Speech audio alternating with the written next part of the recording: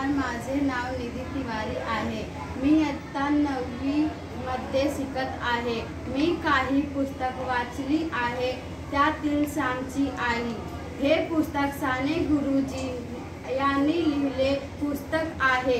पुस्तकाच्या पहिल्या पानावर आई व मुलाचे फोटो पाहून माय लेकराच्या प्रेमाची ही कथा आहे हे जाणवले।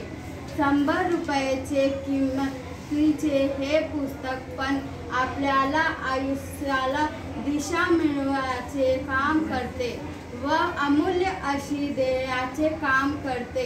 आपल्या आईच्या संस्काराच्या लेखकाच्या मनावर झालेला परिणाम व सुंदर घडत गेलेले आयुष्य याचे सुरेख लेखन साने गुरुजीने यांनी या पुस्तकात केले आहे।